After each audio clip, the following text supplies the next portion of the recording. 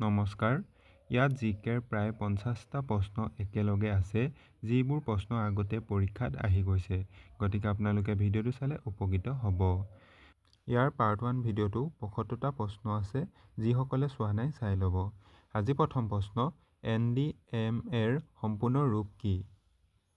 উত্তৰ, national disaster management authority. 2 number, CNGৰ সম্পূৰ্ণ ৰূপ কি? উত্তৰ, কম্প্ৰেছড নেচাৰেল গেছ। 3 নম্বৰ, পিছাৰ সম্পূৰ্ণ ৰূপ কি? উত্তৰ, programme for international student assessment. 4 number, SCERTৰ সম্পূৰ্ণ ৰূপ কি? উত্তৰ, state council of educational research and training. 5, NCERTৰ সম্পূৰ্ণ ৰূপ কি? উত্তৰ, national council of educational research and training. 6 number, Ramakrishna মিছনৰ প্ৰতিষ্ঠাপক কোন? উত্তৰ, স্বামী বিবেকানন্দ। 7 নম্বৰ, শিক্ষাৰ অধিকাৰ আইন 2009 কেতিয়াৰ পৰা বলৱৎ কৰা হৈছিল? 1 এপ্ৰিল 2010। 8 নম্বৰ, দৈত কি এচিড থাকে? উত্তৰ, লেক্টিক এচিড। 9 নম্বৰ, পেন্সিলত থকা HBৰ অৰ্থটো কি? উত্তৰ, হাৰ্ট ব্লেক। HB মানে হাৰ্ট ব্লেক। 10 নম্বৰ, অসমৰ ৰাজ্যিক ফুল কি?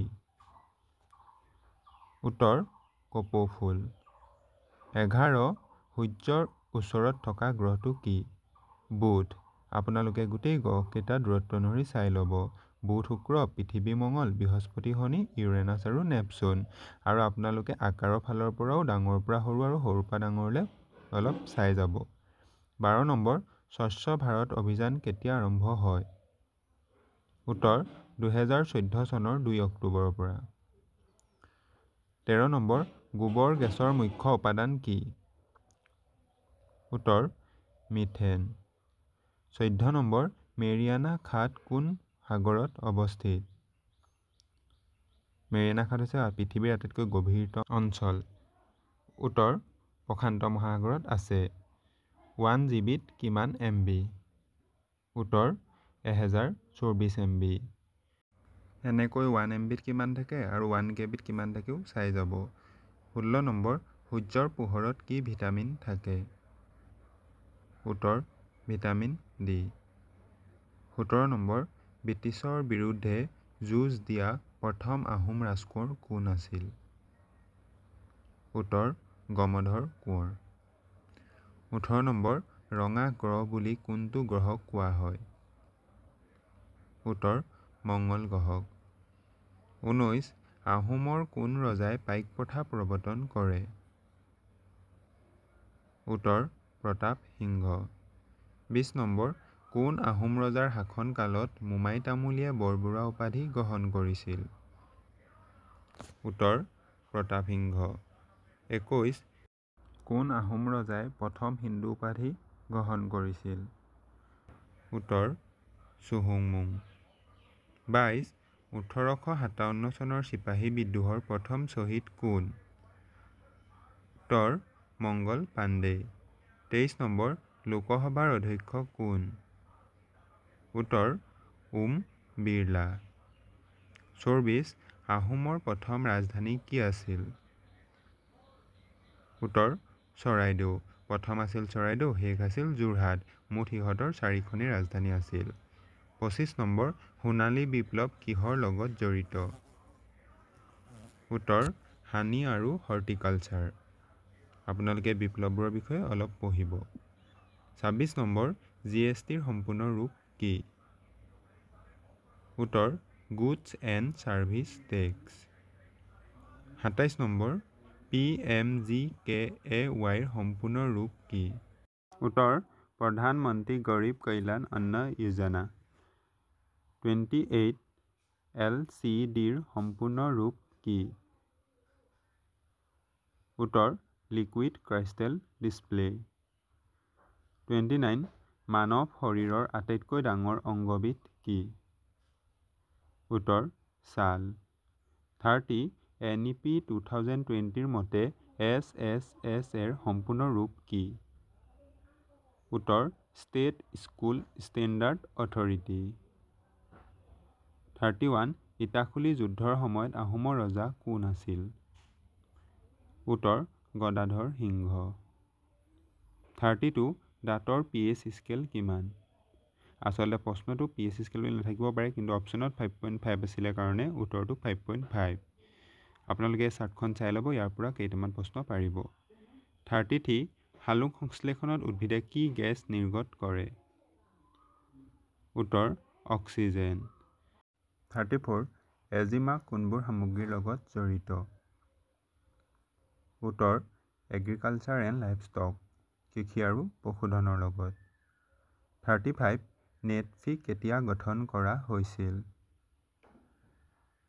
উত্তৰ 1995 চনৰ 9 আগষ্টত। 36 ৰিজাৰ্ভ বেংক কেতিয়া স্থাপন কৰা হয়? উত্তৰ 1935 চনত। 37 বুনিয়াদী শিক্ষাৰ ধাৰণাটো কোনে দিছিল? উত্তৰ মহাত্মা গান্ধী। 38 ভাৰতৰ ভূখণ্ড আক্ৰমণ কৰা প্ৰথম ইউৰোপীয় কোন? উত্তৰ আলেকজেণ্ডাৰ। 39 মাটিকালিৰ পৰা ভাৰতৰ স্থান কিমান? উত্তৰ সপ্তম স্থান। 40 নম্বৰ ব্লু ৰিভলিউশ্যন কিহৰ লগত জড়িত, যাক নীল বিপ্লৱ বুলিও কোৱা হয়? উত্তৰ মাছ উৎপাদনৰ লগত। 41 ব্ৰিটিছে অসমত কেতিয়াৰ পৰা কেতিয়ালৈ শাসন কৰিছিল? উত্তৰ 1826 পৰা 1947। 42 বিশ্ব নাৰী দিৱস কেতিয়া পালন কৰা হয়? উত্তৰ 8 মাৰ্চ। 43 মানৱ বিকাশ ৰিপৰ্ট কোনে প্ৰকাশ কৰে? উত্তৰ UNDP, united nations development programme. 44 Tigris Euphrates নদীৰ পাৰত গঢ়ি উঠা সভ্যতাটোৰ নাম কি আছিল? উত্তৰ বেবিলনীয় সভ্যতা। 45 জালিয়ানৱালাবাগ ক'ত অৱস্থিত? হয়, উত্তৰ অমৃতসৰ, পাঞ্জাৱ। 46 সংবিধানৰ কোন সংশোধনীয়ে প্ৰাথমিক শিক্ষাক মৌলিক অধিকাৰ হিচাপে স্বীকৃতি দিছিল? উত্তৰ 86 নং সংশোধনী। 47 বাই education I mean all around drawing out of the base in child and man body, mind and spirit, এই উক্তিটো কাৰ? উত্তৰ মহাত্মা গান্ধী। 48 পৃথিৱীৰ আটাইতকৈ দীঘল নদী কি? উত্তৰ নীল নদী, আৰু বহল নদী আহিলে আমাজন। 49 প্ৰস্তাৱনাত কোন সংশোধনীৰ জৰিয়তে সমাজতান্ত্ৰিক, ধৰ্মনিৰপেক্ষ আদি শব্দবোৰ অন্তৰ্ভুক্ত কৰা হৈছিল? উত্তৰ 42 তম। 50 ভাৰতৰ দীৰ্ঘতম ৰাষ্ট্ৰীয় ঘাইপথটো কি? উত্তৰ NH7, যাক NH44 বুলি কোৱা হয়। যদি আপোনালোকে ভিডিঅ'টো ভাল পালে লাইক এটা কৰি দিব আৰু চেনেলটো ছাবস্ক্ৰাইব কৰিব। ধন্যবাদ।